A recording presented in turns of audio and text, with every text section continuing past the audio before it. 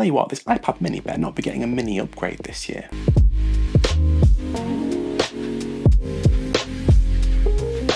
Hi folks, in this video we're going to be pulling the iPad mini 6th generation into focus, and I'll share some of my honest feedback on this little device after I switched down from my iPad Pro 11-inch last year. And I'll tell you up front, I do love this little device, but it's far from perfect. And anticipating an update due either later this year or early next, here's what I think needs to change in order to make this a perfect little tablet. Oh, and if you're expecting me to say something along the lines of just make this a Pro Series iPad, you would be wrong.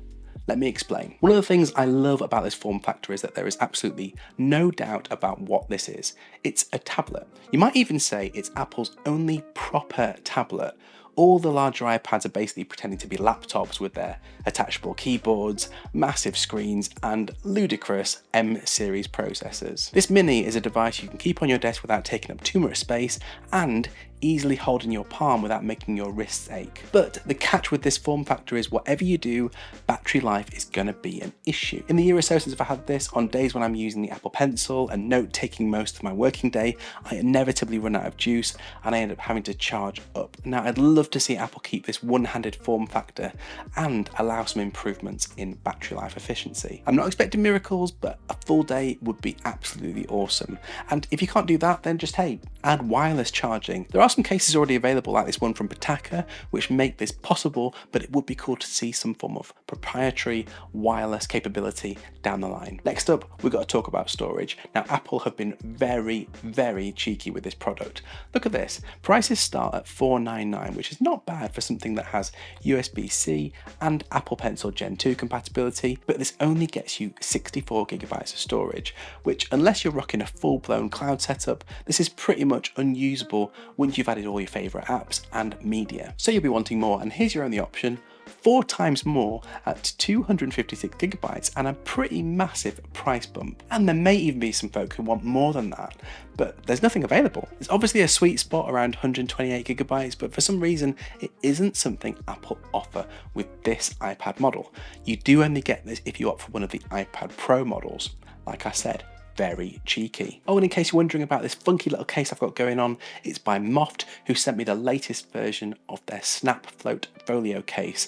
This origami marvel wraps around your iPad like a normal folio case, and it also uses clever design to double up as a series of stands for drawing, watching content, or even as an extended screen using Sidecar. So this Moft Float folio case comes in all iPad sizes and types, and if you want to check it out for yourself, I left a link down in the description. Next up, I need to talk about this screen, and my demands here aren't huge.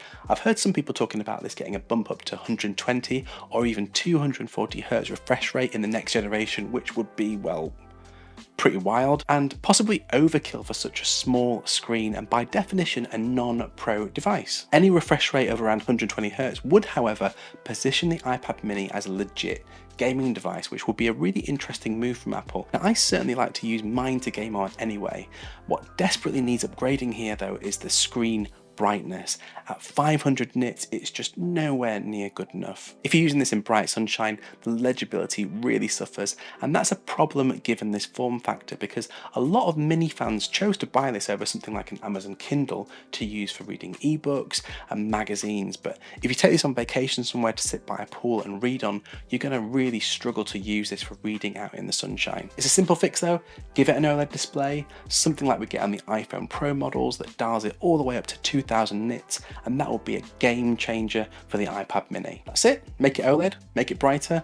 I can totally live with a slow refresh rate. Last one on my wish list, and to be honest, it's one of the only things I miss about my old iPad Pro.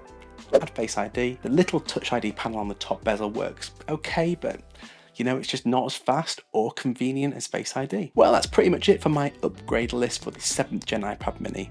Let me know down in the comments, if you're an iPad mini fan, which of these features are you most looking forward to seeing in the next generation? When are we going to see some of these upgrades then? Well, the reliable rumour mill seems to think we're going to see a new generation iPad mini later this fall, or potentially in the early months of 2024. Either way, if we get most of these features, I'm going to be trading up faster than you can say, well, NFT. Folks, if you enjoyed this one, go on, be awesome. Leave a like before you leave. And if you like the iPad mini, why not check out this video that's coming up next, which covers all of my favourite iPad accessories. See you next time.